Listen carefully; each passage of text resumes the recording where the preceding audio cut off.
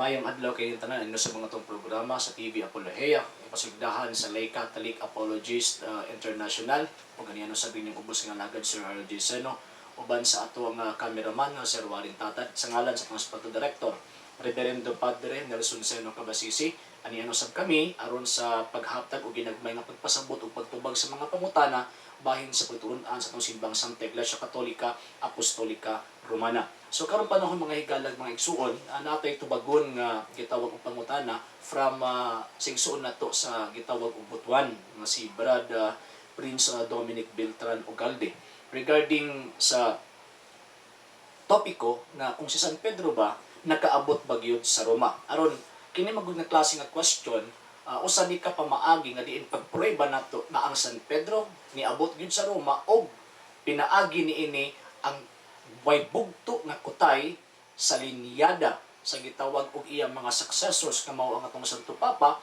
mapamatud-an gyud nato nga nagikan gyud dito ngadto kaniya.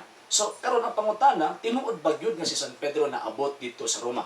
Ang tubag mga higalag mga igsuon, dako gayong kamatuoran nga si San Pedro niabot gayon dito sa Roma. Unsa may atong prueba? Natay duha ka presentation regarding sa pagpamatuod nga si San Pedro naabot dito sa Roma. Una, mogamit kita og balaang kasulatan.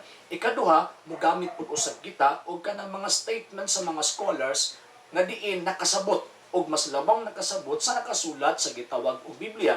Ikatulo, mogamit kita og standard nga reference or history pagpamatuod nga kining gisulti sa Biblia o kining tawag anang pagsabot sa mga biblical scholars tinuod gyud kay dili man pwede nga ang Biblia o ang kasaysayan magagsumpaki, always gyud na siya mag-uban nganuman kay ang Biblia nagtudlo sa kamatuoran mahitungod sa santos nga pagtuo, ang kasaysayan pud usab nagtudlo o sa kamatuoran diin misuporta sa gitawag og gisulti nga kamatuoran diha sa balaang kasulatan. So, diha sa balaang kasulatan o dinhi sa Biblia, makita nato nga ang pinakauna o pinakalig-on nga ebidensya nga si San Pedro nakaabot dito sa Roma kining una niyang gitawag og sulat sa 1 Peter chapter 5 verse 13.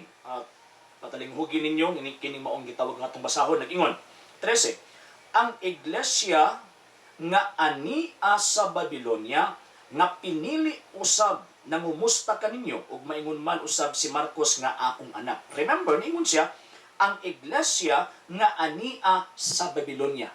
Ang terminong gigamit na San Pedro nga ania sa Babilonia. So therefore, ang speaker, ang misulti nga ang iglesia nga ania din sa Babilonia, presente siya ni anang maong lugara. Unsa nang lugara? Sumala pa niya mao ang Babilonia. So question, giunsa man ang pagsabot sa mga biblical scholars kanang termino nga ang simbahan or ang iglesia nga ania dinhi sa Babilonia. Kining term nga Babilonia unsa may buot ipasabot ni ana. So kining Biblia nga atong gunitan kining Bibliang gawas protestante nga gipagawas sa The Bible League.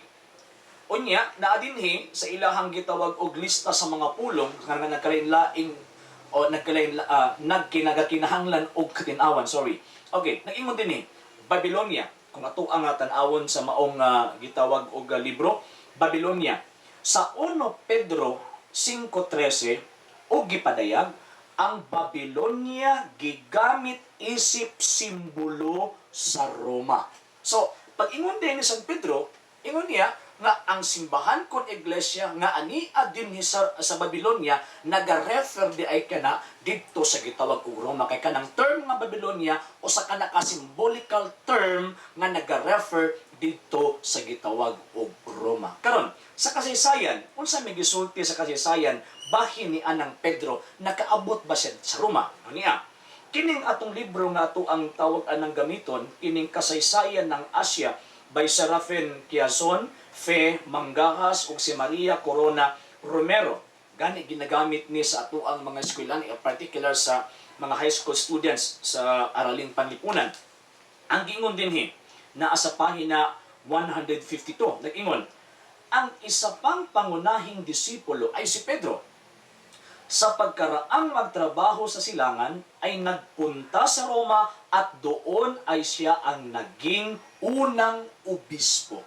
So, Tataw tinaw ang Biblia nag-ingon nga ani adin ni sa Babylonia nga mao ng Roma, sumala pa sa mga biblical scholars. Ang giingon po sa kasaysayan, nagpunta San Pedro doon sa Roma at siya ay naging unang obispo. Mauna nga San Pedro nahimo man siya unang obispo rito, usa sa mga tawag ng Christian historian na si Pat Wotton nag-ingon din sa pahina 14. Nag-ingon din sa Christianity Today nga gitawag og libro na sa pahina 14, nag-ingon, Peter was one of the Christian saints. He became the first pope of the Roman Catholic Church.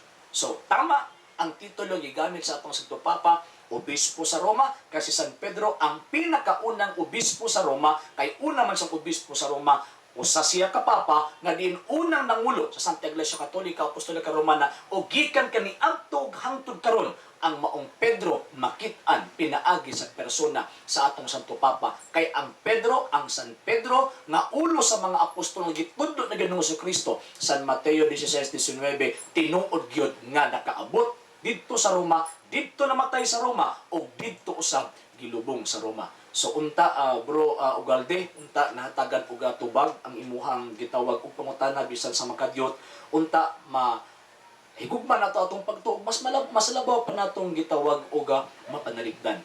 So unta kining maong gitawag og pagpamahayag ato kining butang sa hunahuna og kasing-kasing aron kita upod usab makapadalipod pud usab sa atong pagtuo. Sa ngalan sa Spiritual Director Reverendo Padre Nelson Seno Cabasisi, kining yung ubos nga lagad Sir RJ Seno, uban sa akong cameraman Sir Warin Tatad, temporary manamilit kaninyo og mingon et veritas liberatis vos.